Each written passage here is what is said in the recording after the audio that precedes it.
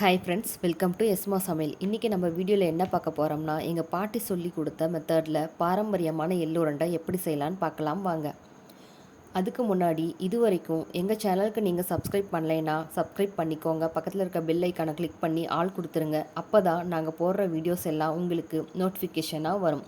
இப்போது வாங்க வீடியோக்குள்ளே போகலாம். 1/4 கிலோ அளவு வேர்க்கடலையை சுத்தம் பண்ணி எடுத்துக்கலாம். 300 கிராம் நாட்டு வெல்லம் எடுத்துக்கலாம். 400 கிராம் கருப்பு எள்ளை கழுவி சுத்தம் பண்ணி எடுத்துக்கலாம். 5 பாதாம், 5 முந்திரி நல்லா உடச்சி சின்ன சின்னதாக எடுத்துக்கலாம். இது எதுக்குன்னு நான் உங்களுக்கு கடைசியாக சொல்கிறேன். இப்போ வாங்க அடுப்பில் கடாயை வச்சுக்கலாம். இப்போது கடாய் நல்லா காஞ்சிடுச்சு. இதில் சுத்தம் பண்ணி வச்ச எள்ளை சேர்த்துக்கலாம். இதை இப்போது சிம்மில் வச்சு நல்லா கிண்டி விடுங்க. எள்ளு நல்லா வறுபட்டு வரணும். சிம்மில் வச்சுக்கோங்க. எள்ளு நல்லா வறுபட்ட உடனே நீங்கள் ஒரு முறத்தில் கொட்டி நல்லா கையில் நேம்பி விட்டிங்கன்னா தொல்லியெல்லாம் தனியாக வந்துடும். கடுகு ஈரப்பதம் போய் தனித்தனியாக வந்துடுச்சு. இப்போ வெடிக்க ஆரம்பிக்குது. இதை இறக்கிக்கலாம். ஒரு பிளேட் எடுத்து வறுபட்ட எள்ளை இதில் நல்லா கொட்டி கிண்டி விடுங்க. கொஞ்சம் நல்லா கிளறி விட்டு ஆற வைங்க. இது நல்லா ஆறி வரட்டும். இது ஒரு பக்கம் எடுத்து வச்சுக்கலாம்.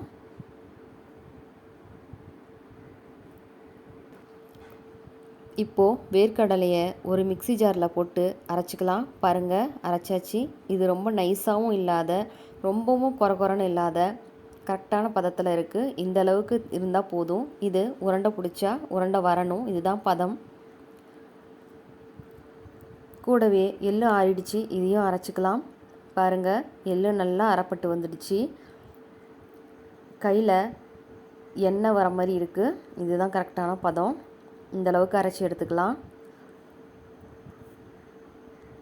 இப்போது மிக்சியில் வெல்லம் போட்டு அதையும் அரைச்சி எடுத்துருக்கேன். பாருங்கள், இப்போது இது மூணையும் நல்லா கட்டிகள் இல்லாத பிசைஞ்சு கொடுங்க. சின்ன சின்ன வெள்ளை கட்டிகள் இருக்கும். அது எல்லாமே உடச்சி விடுங்க. எல்லாத்தையும் நல்லா சமமாக ஒன்று சேர்த்து கட்டிகள் இல்லாத பிசைஞ்சு கொடுக்கணும். பாருங்கள், இது இந்த அளவுக்கு கட்டிகள் இல்லாத எல்லாத்தையும் சமமாக பிசைஞ்சு கொடுத்தாச்சு. இதை இப்போ உருண்டை பிடிச்சிக்கலாம். பாருங்கள், உருண்டை பிடிச்சாச்சு. இப்போது மற்ற உருண்டைகளையும் பிடிச்சி எடுத்துக்கலாம். கடைசியாக நான் பிடிச்சி வச்ச சில உருண்டைகளை எடுத்து முந்திரி பாதாமில் நல்லா திரட்டி இந்த மாதிரி பிளேட்டில் வச்சு கொடுத்தீங்கன்னா பிள்ளைங்க ரொம்ப ஆசையாக விரும்பி சாப்பிடுவாங்க.